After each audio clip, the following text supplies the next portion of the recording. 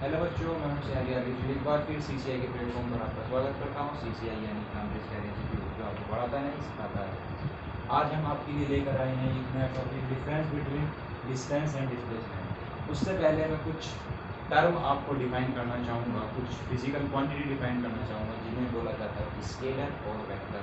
सबसे पहले हम स्केलर और वेक्टर फिजिकल क्वांटिटी की बात करें। सबसे पहले मैं बात करता हूँ स्केलर। स्केलर क्वांटिटी कौन सी होती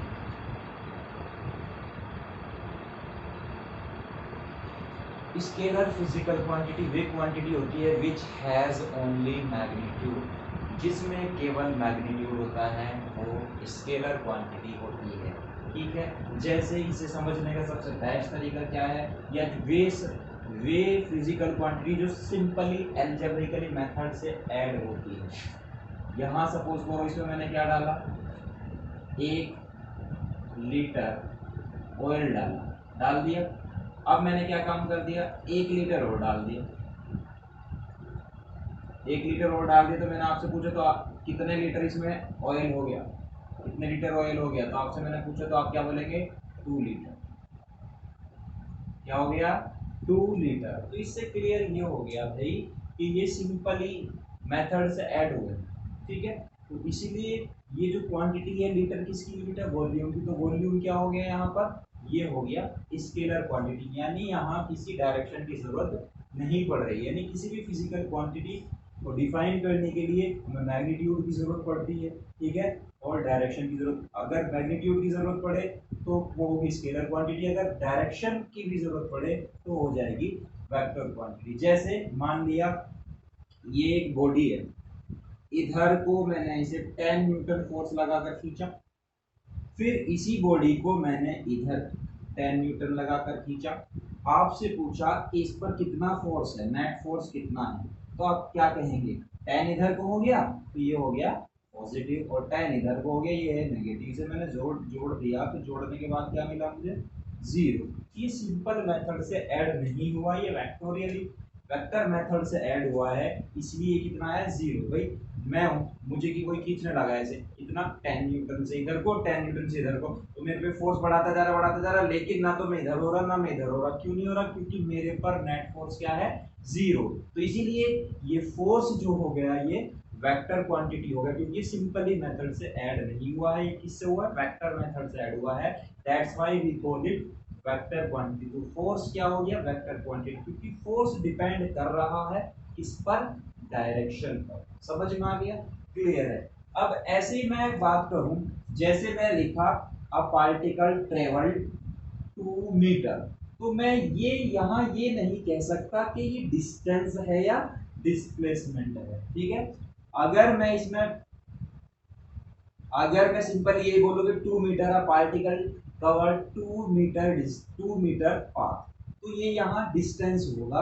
अगर मैं इसे बोल दूं 2 meter in the direction of in the direction of north, तो इसमें डायरेक्शन इंक्लूडेड हो गई, तो इसका मतलब ये 2 मीटर किसमें कन्वर्ट हो गया, डिस्प्लेसमेंट में। किसमें हो गया, डिस्प्लेसमेंट में। भाई अगर सिंपली आपको ये 2 मीटर दिया हुआ है तो यहाँ अब इसे हम डिस्प्लेसमेंट नहीं बोलेंगे, क्योंकि इसमें डायरेक्शन इंक्लूड नहीं है। अगर मैंने बोल दिया 2 meter in the direction of north, तो इसका मतलब ये 2 मीटर नॉर्थ डायरेक्शन में चला है, तो ये डायरेक्शन इसमें इंक्लूड है, इसलिए डिस्टेंस नहीं होगा, क्या हो जाएगा, डिस्प्लेसमेंट हो जाएगा, क्योंकि इसमें डायरेक्शन भी है। समझ में आ गया, क्लियर है, कोई दिक्कत इसमें। तो स्केलर और वेक्टर क्वांटिटी में बस यही फर्क है। एक बार और बता देता हूं, स्केलर वे फिजिकल क्वांटिटी होती है जिसमें केवल मैग्नीट्यूड होता है, those physical quantity which has only magnitude, जिसमें केवल मैग्नीट्यूड होगा वो स्केलर होगी, और those physical quantity which has magnitude as well as direction, तो उसे हम क्या बोलेंगे, वेक्टर क्वांटिटी बोलेंगे। समझ में आ गया, स्केलर और वेक्टर वैसे आप डिटेल में जब पढ़ेंगे तो वो पढ़ेंगे 11th क्लास में। तो यहाँ बस आपको नॉर्मल सी जानकारी देनी थी। स्केलर क्वांटिटी वे क्वांटिटी होती है जिसमें केवल मैग्नीट्यूड होता है, और वेक्टर वे क्वांटिटी होती है जिसमें मैग्नीट्यूड के साथ साथ डायरेक्शन भी होती है। समझ में आ गया, क्लियर है? जिसे डिफाइन करने के लिए डायरेक्शन की जरूरत पड़ती है वो वेक्टर क्वांटिटी होगी। समझ में आ गया? क्लियर है? चलो अब यहाँ हम डिस्टेंस और डिस्प्लेसमेंट में डिफरेंस देखेंगे। देखो डिफरेंस क्या होता है, क्लियर है? तो पेज के दो पार्ट कर लेंगे। यहाँ क्या लिखेंगे? डिस्टेंस। यहाँ क्या लिखेंगे? डिस्टेंस। और यहाँ क्या लिखेंगे? डिस्प्लेसमेंट। ठीक है? और यहाँ लिखेंगे सीरियल नंबर। तो फर्स्ट क्या है? सबसे पहले जब भी हम डिफरेंसेस की बात करते हैं तो पहले स्टार्ट में पहला पॉइंट जो होगा वो डेफिनेशन होना चाहिए। तो डेफिनेशन क्या है? ये है the actual path covered by an object is known as distance. Displacement क्या होता है? The shortest path. ये मैं पहले ही बता चुका हूं। Shortest path covered by an object. The shortest path covered by an object is called displacement। ठीक है? नेक्स्ट पॉइंट की अगर मैं बात करूं तो नेक्स्ट पॉइंट होगा जो डिस्टेंस है वो जो एक्चुअली में पार्टिकल ने या ऑब्जेक्ट ने पाथ फॉलो किया है उस पर डिपेंड करता है। तो it depends on path followed by the object। Object ने जिस पाथ को फॉलो किया है उस पर डिपेंड करता है। लेकिन अगर डिस्प्लेसमेंट की बात करूं, it do not depend on path. it doesn't depend on path followed by the object। it doesn't depend on path followed by the object। समझ में आ गया भाई? जैसे ये है, ये इनिशियल पॉइंट है, ये फाइनल पॉइंट है, और ये ऐसे सेप है यानी एक पहाड़ है। तो एक व्यक्ति जो है ऐसे भागता हुआ ऐसे भाग रहा है, इस पाथ पर जा रहा है ऐसे, ठीक है ना?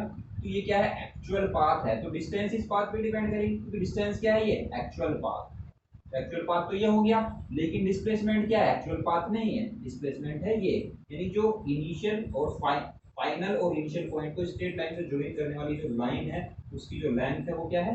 डिस्प्लेसमेंट। तो डिस्प्लेसमेंट यहाँ किस पर डिपेंड नहीं कर रहा? एक्चुअल पाथ फॉलोड पर डिपेंड नहीं कर रहा, जबकि डिस्टेंस जो है वो एक्चुअल पाथ ही है। तो ये एक्चुअल पाथ पर डिपेंड कर, जिस पाथ को फॉलो करेगा उसी पर ही डिपेंड करेगा हमारा डिस्टेंस। थर्ड पॉइंट, डिस्टेंस क्या है? It is a scalar quantity. उनकी डायरेक्शन पे डिपेंड नहीं करता है, that's why we call it scalar quantity. और ये क्या है हमारी? ये है वेक्टर क्वांटिटी, क्योंकि डिस्प्लेसमेंट किस पर डिपेंड करता है? डायरेक्शन पर। किस पर डिपेंड करता है? डायरेक्शन पर। कैसे भाई?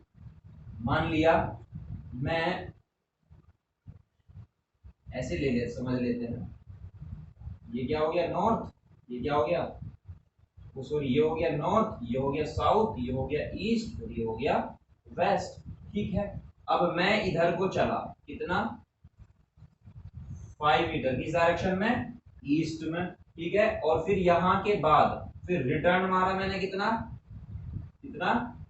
2 मीटर। इसमें वेस्ट में। तो यहां से देखो 5 मीटर ऐसे चला ईस्ट में, और देन 2 मीटर किस में चला? 2 मीटर चला वेस्ट में। तो डिस्प्लेसमेंट कितना हो गया? देखो ये फाइनल पॉइंट हो गया और ये इनिशियल था। तो यहाँ से स्टार्ट की जर्नी 5 मीटर ऐसे, देन 2 मीटर ऐसे। ठीक है? फाइनली यहाँ पहुंच गया।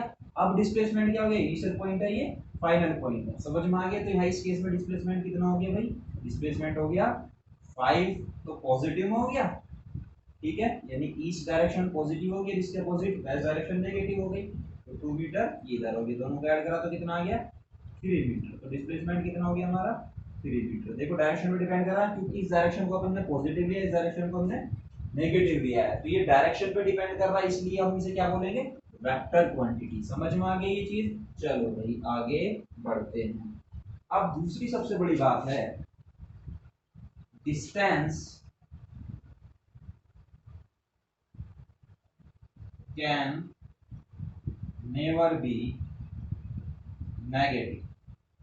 डिस्टेंस कभी भी नेगेटिव नहीं हो सकती, but displacement can be positive, negative and zero. देखो ये भी हम समझ लेते हैं। एक आदमी ए से स्टार्ट करता है, 10 किलोमीटर ट्रेवल करने 10 मीटर चलने के बाद वो बी पर पहुंच जाता है, और फिर वो रिटर्न मारकर कहाँ जाता है अपने इनिशियल पॉइंट पर ही आ जाता है। ठीक है, तो इस केस में अगर मैं डिस्टेंस की बात करूं, डिस्टेंस की 10 ऐसे और 10 ऐसे, क्योंकि एक्चुअल पाथ है, एक्चुअल पाथ 10 तो ऐसे चला एक्चुअल में, और एक्चुअल में 10 मीटर ऐसे चला है, तो कितना हो गया 10 कितना हो गया 20 मीटर।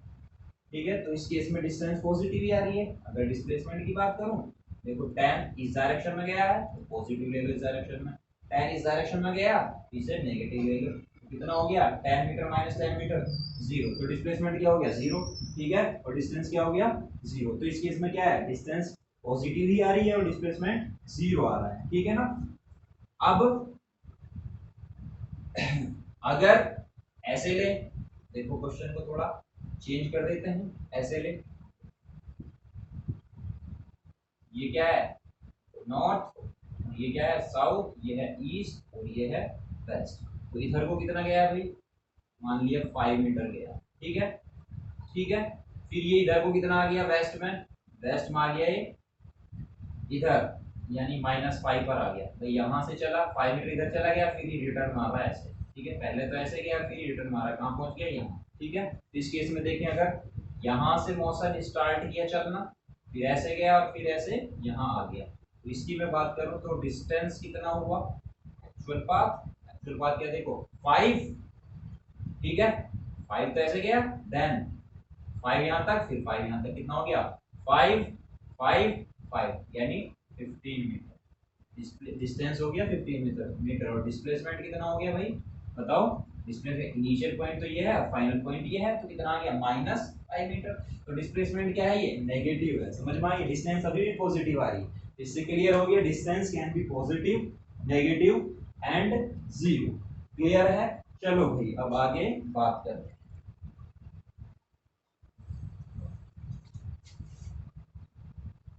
फिफ्थ, जो डिस्टेंस है वो हमेशा बड़ी होगी या बराबर होगी डिस्प्लेसमेंट। क्लियर। ऐसे ही मैं बात करूं डिस्प्लेसमेंट, तो डिस्प्लेसमेंट या तो बराबर होगा किसके डिस्टेंस के, या डिस्टेंस से छोटा होगा। तो क्लियर हो गया, ये हमारे 5 डिफरेंसेस थे जो आपको अच्छे से क्लियर हो गए होंगे। ठीक है, चलो भाई इसके बाद हम नया टॉपिक लेकर आएंगे, तब तक के लिए मैं आपसे इजाजत चाहूंगा। Thank you very much.